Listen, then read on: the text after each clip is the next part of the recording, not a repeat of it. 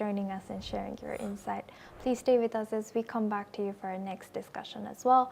Now, in latest developments, the Russian Defense Ministry has claimed that Russia has downed 20 Ukrainian drones, including 18 over Crimea. It has also claimed to have taken control of a village in eastern Ukraine. This has come after Ukrainian President Volodymyr Zelensky accused that Moscow had used preparation time for a meeting of leaders of both countries to launch new attacks on Ukraine. Both Russia and Ukraine have been accusing each other of escalating tensions by launching fresh attacks. Amidst the talks between President Putin and President Zelensky, the front lines remain active. Meanwhile, in Europe, France is set to table new proposals for sanctions against Russia during an informal gathering of EU foreign ministers in Copenhagen.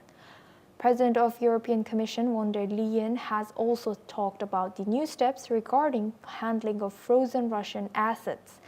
These developments cast a new shadow on the prospects of the meeting between President Putin and President Zelensky.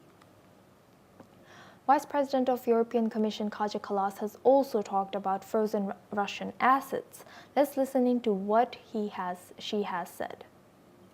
We see that Russia does not want peace, although there are a lot of diplomatic efforts made to bring Zelensky and Russia to the table. We can't possibly imagine that, if there is ceasefire or a peace deal, that these assets are given back to Russia if they haven't paid for the reparations. Now for this discussion, we go back to Keith Vaz. He's a former UK minister, joins us live from London. Thank you very much, Keith, for staying with us. Now, what do you think, in what ways might ongoing European Union sanctions and asset freezes influence both the conflict dynamics and diplomatic negotiations? Where I agree with Ursula von der Leyen is there have been efforts for peace between these two countries. Where I disagree with her is that I think the EU has done little.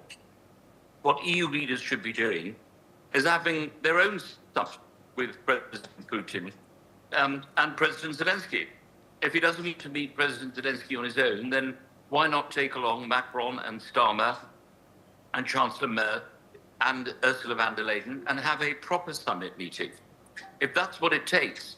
But I think both the bombings and the freezing of assets, the bombing of Ukraine and the freezing of Russian assets, is not going to lead to any successful conclusion.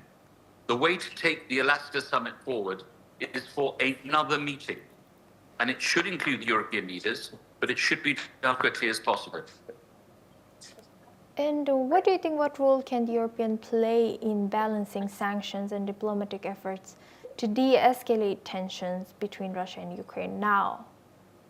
I don't think I think freezing of assets is not de-escalating. Freezing of assets is escalating the tensions between the two countries. What is essential is that after Alaska, if we want Alaska to work, there should be a meaningful discussion between President Zelensky and President Putin. If the European leaders have to be involved, I think they do, then it should take place in Paris and London or Bonn or Berlin. And this is how you follow up on the success of the summit meeting at Alaska. It's not just meetings, it's what happens afterwards. And because there was no agenda for Alaska, that's why there's no conclusion. So I hope very much that is what will happen. Not to freeze, not to bomb, but to meet.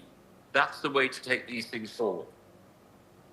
And Keith, going back to President Trump's office, saying that for now, they were accused of not the stalled talks between Putin and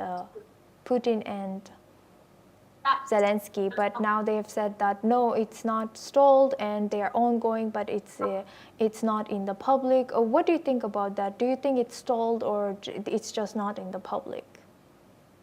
It's only stalled because nobody knows how to take this next step. Why doesn't the UN do it if nobody else is prepared to do it?